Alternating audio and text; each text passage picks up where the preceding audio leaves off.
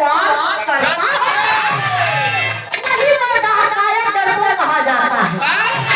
विरह में जैसे कि भैया जैसे कि बाली का वध करे बरे रामचंद्र भगवान जी ने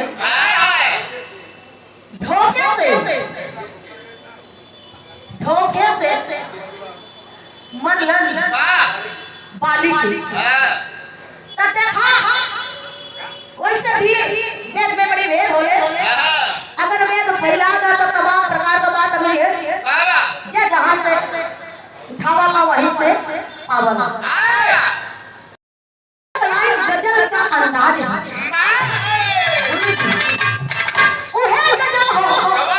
गजल कौनो बड़ी नया भी ना हो न तो ढेर पुरान हो, लेकिन हर चीज का एगो अंदाज होखेला, एगो चीज होखेला। जान की गजल स्वर्गीय रामदेव जी देवलन उहे गजल बिरहा में करते हुए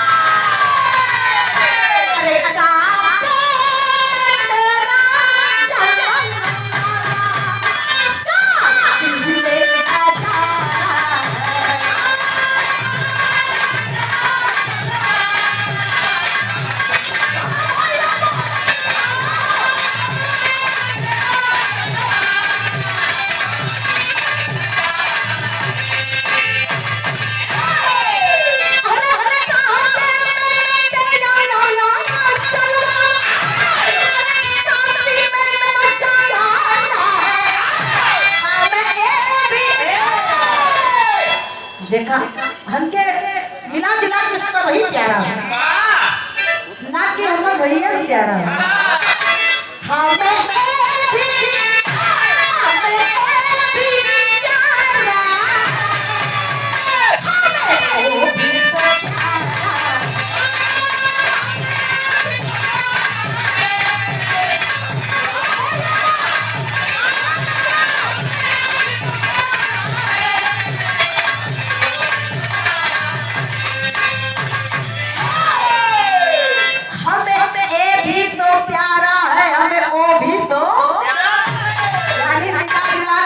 सब ही प्यारा, लेकिन हम लोग बिरहा का भाव कभी भी बड़ी निर्मल भाव लिखत होवन।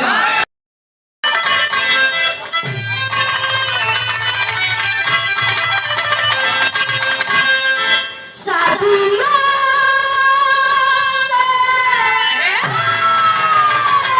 अरे शादियों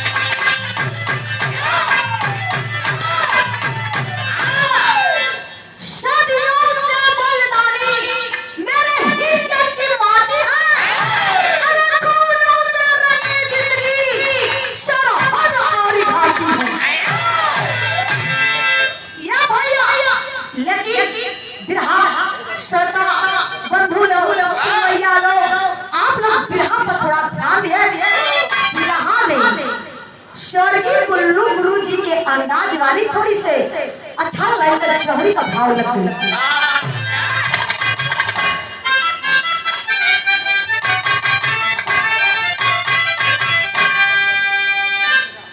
मेरी हिंद धराना बोलता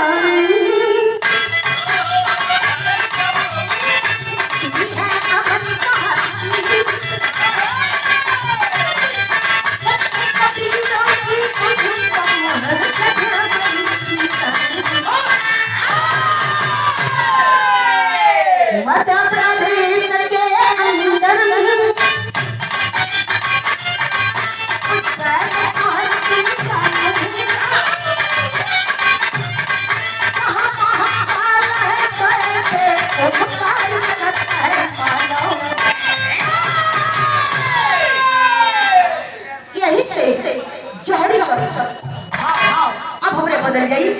लेकिन आप लोग बात के समझना, बात के समझना। उज्जैन शहर महाकाल मंदिर के बगल पर रहने वाला नारायण मौर्य, नारायण मौर्य जी के एगो लड़की एगो लड़का, और बड़ा गरीबी परिस्थिति रही बाबू।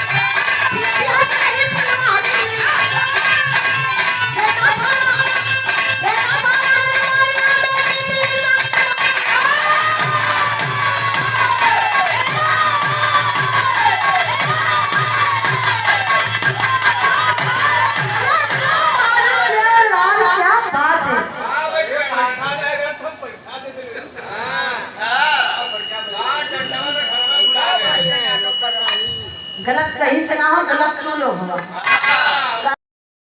आप लोग बात क्या समझना, एक समय का बात रही और देखा इतना गरीबी अवस्था में एगो बिटिया बेटवा का नाम राजा मौर्य, बिटिया निशा कुमारी, उनकर पत्नी चंदा देवी। ए बाबू समय के अनुसार समय धीरे धीरे बीतत बा, लेकिन वही एगो गरीब परिवार में एगो घटना घटत दिया। ऐसा घटना घटता गुरुजी बिरहा में गीत लग गई।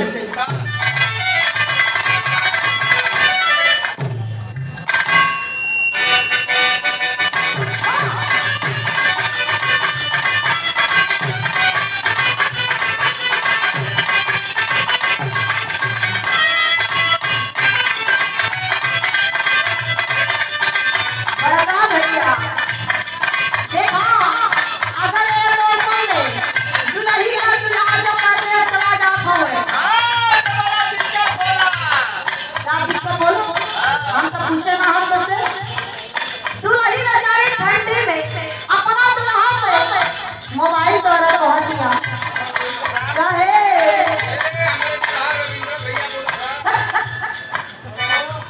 जना तो आज उनके घरे में से निकलवा ही के वालों देख ला भैया। हाँ ही कहा दुल्हनिया उनके पास हमने मत कहा या हमरे वो इशारा मत करा, हाथ मत दिखावा तो देखा दुल्हनी कह दिया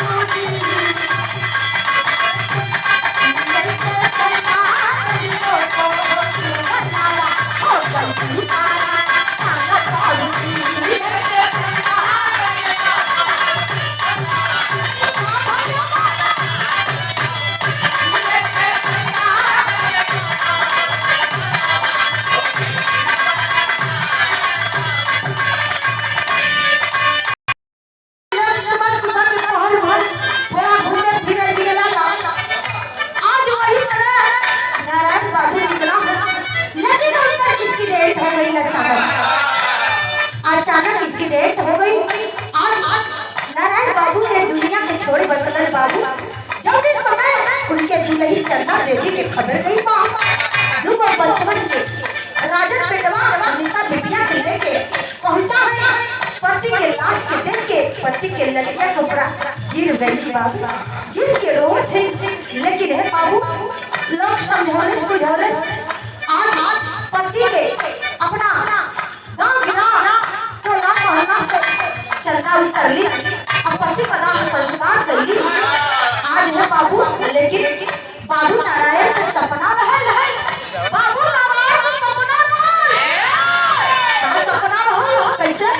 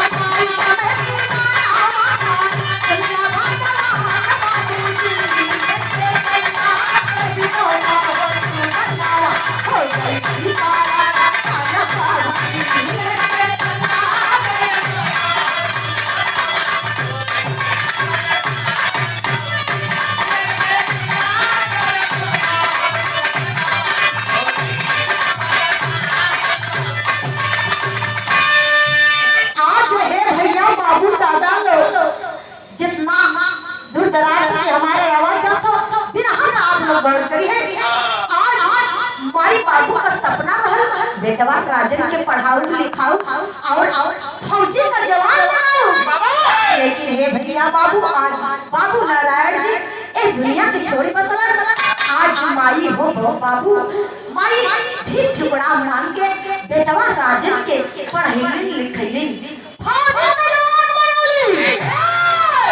6 महीना ट्रेनिंग के बाद जब बेटवा राजन का ज्वाइनिंग लेटर जब बेटवा पाए आज बेटवा के आँख से बाबू तर आँख चले लगा कि बारे मालिक, बारे भगवान, बारे माई निवासनी। आज माई बाबू कहल सुन लेला। ए बाबू, आज बेटवा राजन रोवत बा, लेकिन माई बेटवा का आवाज सुन के आई दौड़ल कहे बेटा राजन, अरे लाल तू काहे बने रोवत बाड़ा? कहे ये माई ई गम के आंसू नहीं माई, ई खुशी का आंसू है माई। माई के जौनी समय बताए पाए आज माई बड़ी खुश बाड़ी। लेकिन फिर हमें गीत बदल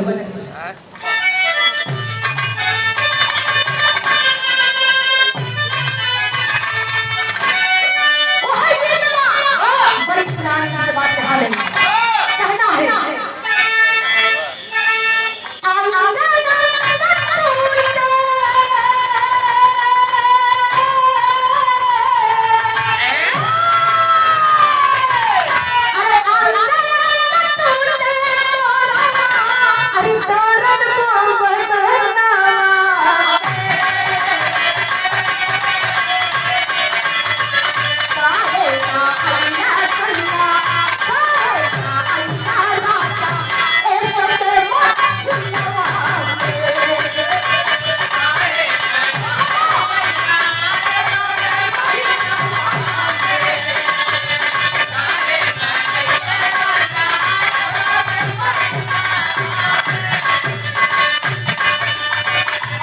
लेकिन हे बाबा भैया लोग, सुनने वाले श्रोता बंधु लोग, ध्यान दिया आज बेटवा राजन के समय सीमा पर जाए का तैयारी कइले बाड़न ओ समय भाई बेटवा के समझावत बाड़ी वही हमेशा भैया के समझावत बाड़ी कैसे कौना भाव से समझाओ ताकि समझाने का तरीका कहना है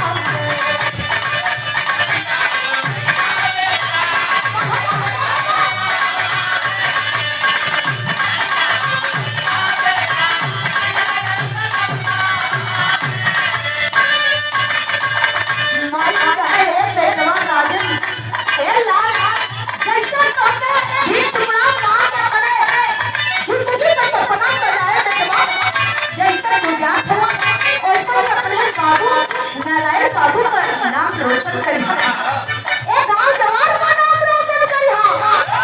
इतना नाच पाई और ये कहली का कहली हां नाम बात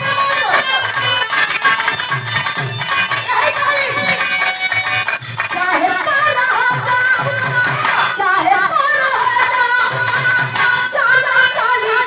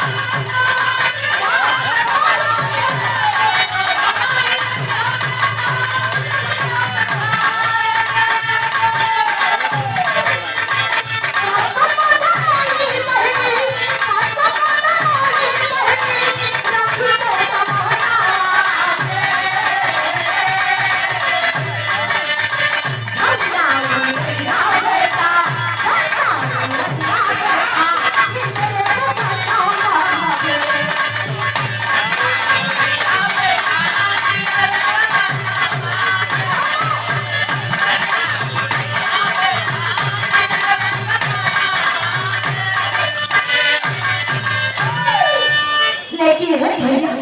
आज हम बाबू बिरहा सुनने वाले बड़े भैया बाबू लोग आज जब इस समय बेटवा राजन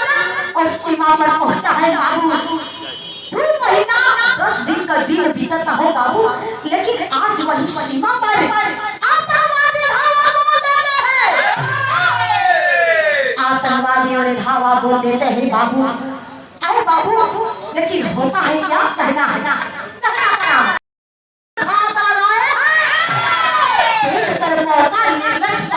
गोली गोला बरसाया अरे राकेट लांचर दाग दे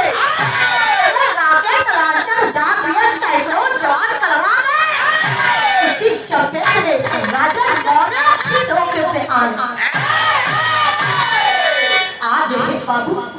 आज जब इस समय आतंकवादियों ने धावा बोले हैं नतीजा निकलता है सैकड़ों जवान घायल हो जाते हैं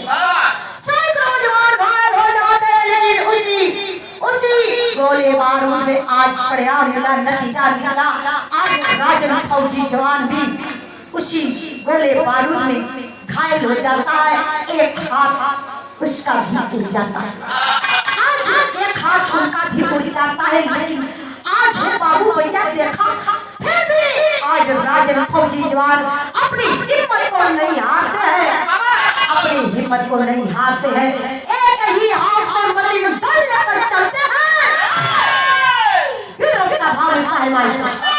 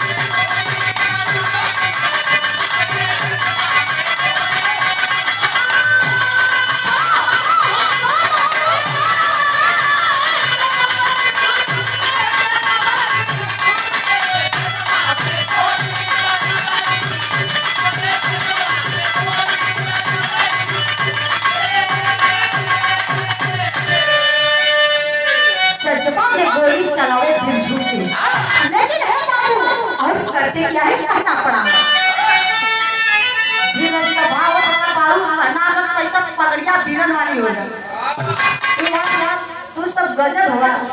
फीका कलर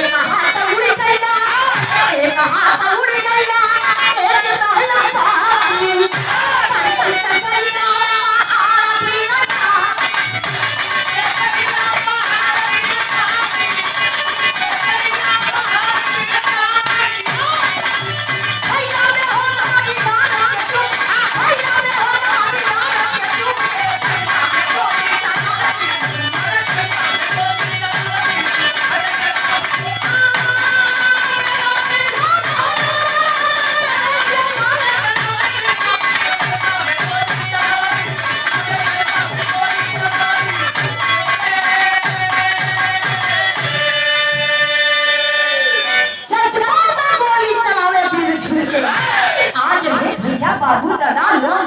आज आखिरकार में जब इस समय आज एक ही हाथ से मशीन गन लेकर चलते हैं आखिरकार में नतीजा निकलता है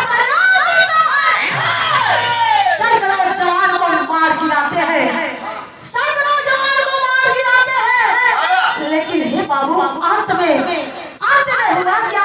एकदम लहू लुहान पहली पहाड़ी से टापकर सरकते हुए दूसरी पहाड़ी पर चले जाते हैं और उसी जंगल झाड़ी में लहू लुहान बेहोशी हालत में पड़े हुए हैं बेहोशी हालत में पड़े हुए हैं उनके दोस्त राजा मौर्य के दोस्त जितेंद्र योगेंद्र मौर्य जी योगेंद्र फौजी का जवाब उनके बहुत ही अच्छे मित्र थे अपने साथियों के साथ आते हैं आने के बाद जब उनको देखते हैं अरे भाई मेरा मित्र मेरे दोस्त ये कैसे हो गया भाई एकदम बेहोश पड़े हुए हैं जब समझ जाते हैं कि अब इनको होश नहीं है आखिरकार में लोग पानी का बूटा उठा मारकर आज उनको होश में लाते हैं जब होश में आते हैं उसी समय फौजी अपने मित्र के योगेंद्र मौर्य जी से रोते हुए आंख में आंसू लेकर रो रो कर एक बात कहते हैं जिससे बढ़िया भाव है गुरु जी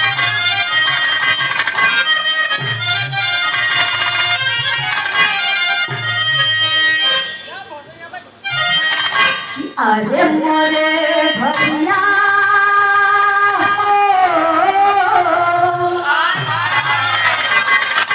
कि हमारे भैया हो सारा बना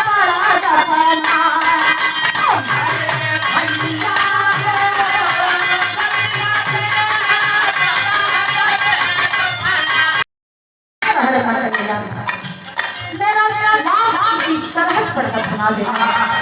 इतना ही नहीं मेरे दोस्त और कहा था रोज कहा थे लेकिन क्या कहना कैसे नाम पता नंबर बुला गईला नाम पता नंबर बुला गईला बाबू जाना मचलावा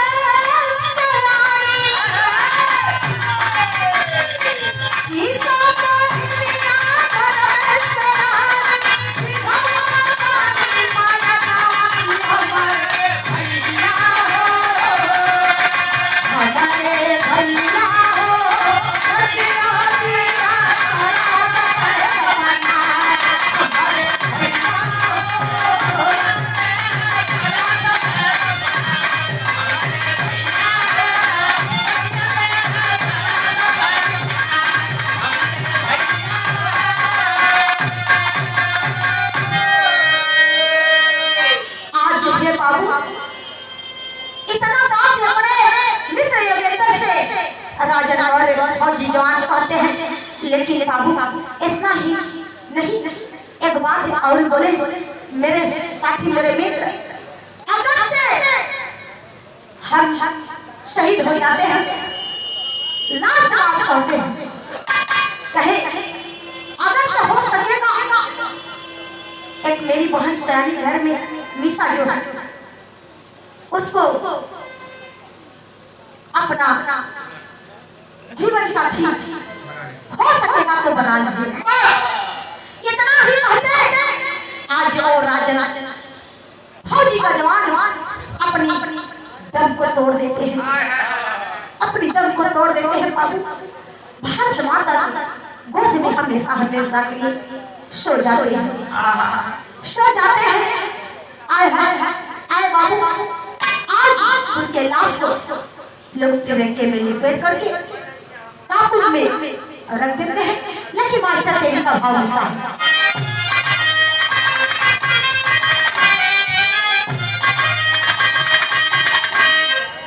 बड़ी मार्मिक बात गुरुजी हमारे कवि जी तेरी के लाइन में लिखते हैं, बड़ी ऊंची बात है। कहना है अरे कफन में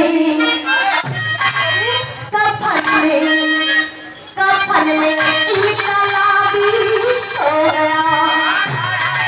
अरे कफन में इनकलाबी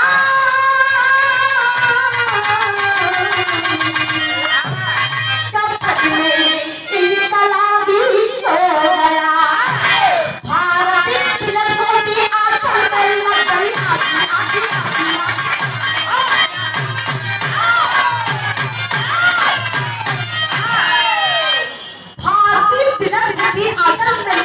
आगी आदि कफन में इनकलाबी सो गया। आज भैया बाबू, आज राजा फौजी जवान के लाश को जब लोग ताबूत में रखते हैं और रख के उनके शहर के लिए रवाना होते हैं, वहां का भाव मिलता है।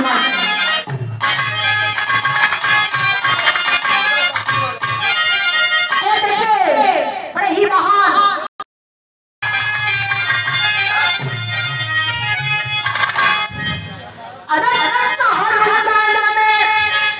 एक शब्द पे आप लोग ध्यान रखिए। अरे शहर उजाड़ में पहुंचला पीरंगा लसिया लसिया बरसाने। करने की चीज है बाबू, कहना है। अरे शहर उजाड़ में पहुंचला पीरंगा लसिया लसिया बरसाने।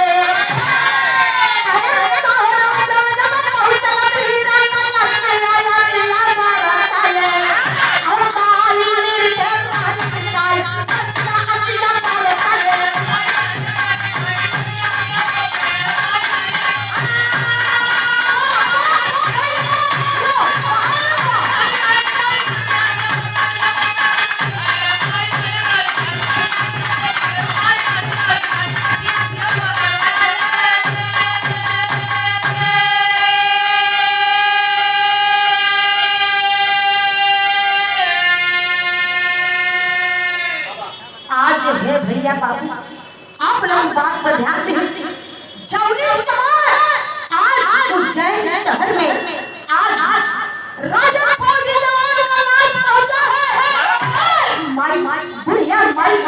गाड़ी का आवाज सुनली तो बड़ी खुश भइली, बड़ी अपार खुशी भइल माई के बाप आज लागत है कि हमारा बेटवा राजा आई गई। गाड़ी की आवाज सुनकर माई घरे वैसे बड़ी खुशी बड़ी मगन है। जब घरवा से पहरा निकली दुवरिया के पहरा भरी लो बाबू बच्चन बाबू तो ऐसा ध्यान दें मास्टर ग्राहक को, अगर से आप लोग आपस में बात करिए तो फिर भी रहा ना समझ। बड़ी बड़ी अपना पार खुशी पाके बेटवा राजा हमार आई गई है। माई घर से बाहर निकला है, चारों तरफ ताकत थी, चारों तरफ माई ताकत बड़ी कि बेटवा राजन कहाँ बहा बेटवा नहीं लौकते बा। तमाम लोग आपके दरवाजे खड़ी बैठी, तमाम गाड़ी खड़ी बैठी। माई चार लोगों से पूछत पड़ी आज भैया जौनी समय आपके बेटवा राजन का ताबूत सही लाश द्वार पर रखल गई बा। जब ताबूत खुले बा आज माई लसिया पे फहरा गई बेटा तो लसिया पे गिर के लगी रोए लेकिन बाबू आगे का लाइन बतावे पड़े अरे डीएम और एसपी बाबू अरे डीएम और एसपी बाबू रह धीरज बधाई हो पीड़ित के करे तब तक अरे गिरल टूड़ी पाई हो अरे हारा सच दोनों का सतिया या बरसले आना होती में चला चलता अरे बसी आया बरसले आज है बाप भैया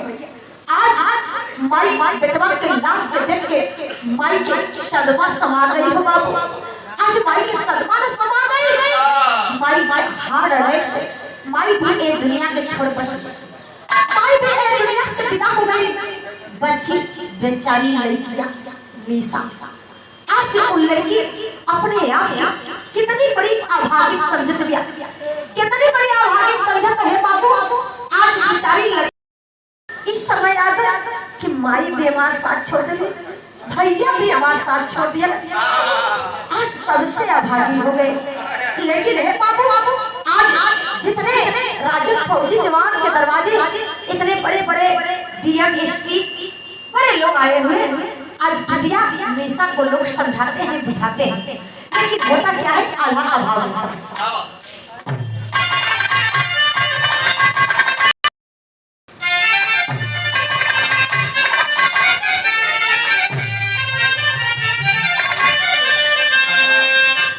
अरे धरमी धरतिया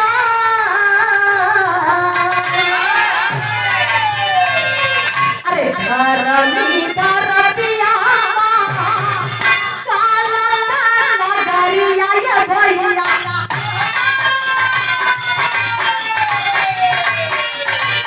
दिहला जना माटी रगला जानी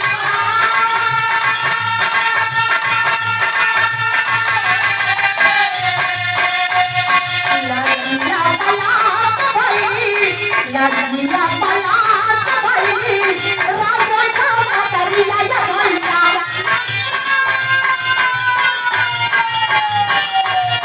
रोवली आवाज नहीं पाके हुना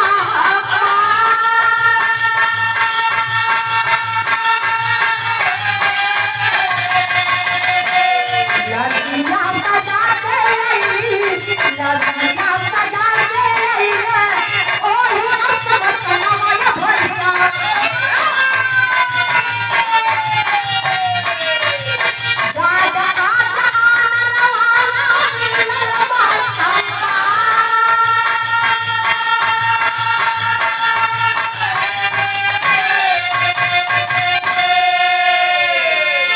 आज है भैया बाबू बिरहा सुने वाले श्रोता बंधु लोग आज बिटिया निशा के लोग समझा धीरज बंधा के यही कल एक बिटिया जो किस्मत में जो छठी रात में लिखा होता है वही सामने आता है समझ से बलिवान कुछ नहीं समझ जवन ना तवन करा दे आज बिटिया के समझा बुझा के आज लड़की भाई और मतारी के लाश के सजा के जौनी समय श्मशान घाट पे लेके पहुंचा ही बाबू जब श्मशान घाट पे पहुंचा ही आज बिटिया निशा आज दोनों चिता के सजा के भाई और माई की चिता सजा के जब आग लगावे की तैयारी कैले बड़ी वही श्मशान घाट में आज निशा के माई के और उनके भाई को आज गार्ड आनर का सम्मान मिलता है गार्ड आनर का सम्मान मिलता है और बाबू जौनी समय बिटिया निशा दोनों चिता के सजा के आग लगावे चलल बाड़ी हो बाबू वही से खड़ी का भाव मिलत बा कवि जी खड़ी कर ओ समय का भाव बहुत बढ़िया गुरु जी हमारे हिंद केसरी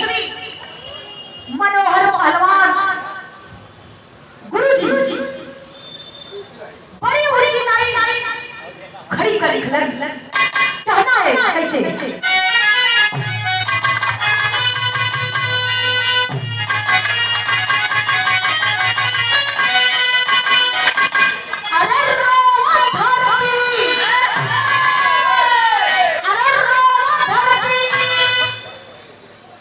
देखिए बड़े ही शिक्षित महाभाव लोग और बड़े शिक्षित लोग यहाँ बैठे हुए, हमारे मुख्य लोग बैठे हुए।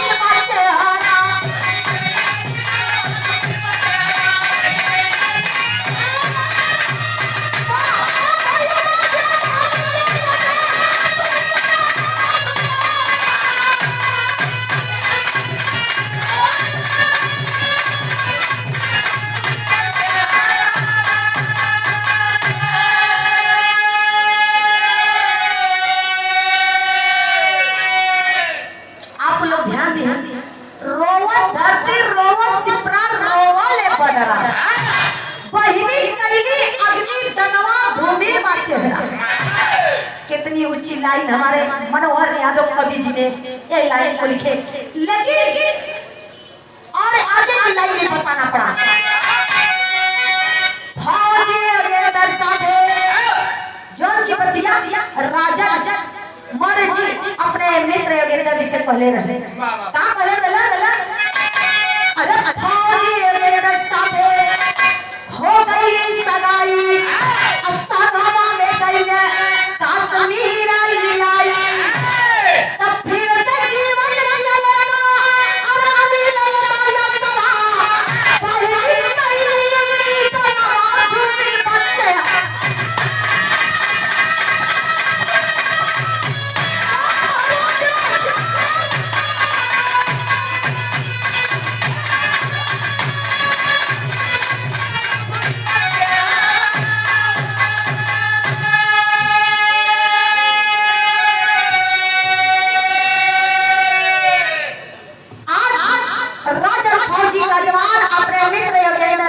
फौजी जवान से यही वादा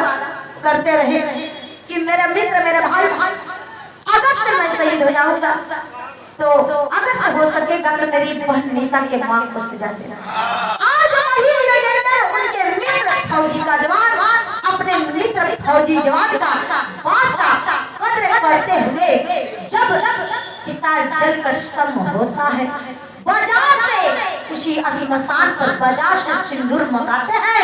और मंगाकर उनके राजन फौजी जवान के बहन के मां को सजाते हैं और उनको अपना हमेशा हमेशा के लिए जीवन साथी अपना बना लेते हैं। बनाकर फिर से उसी कश्मीर के बॉर्डर पर चले जाते हैं।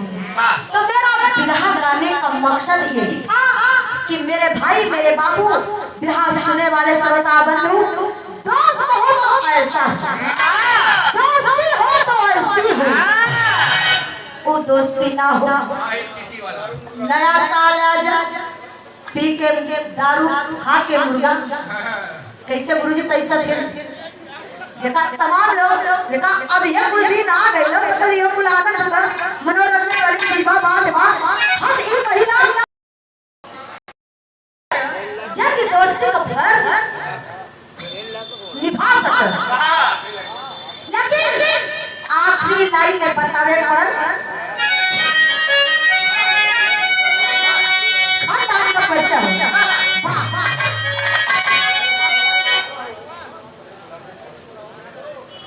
क्या बात है। और हम चाहेंगे ऐसे ही माता रानी कर आपका घोड़ा और पर तू छाए सुख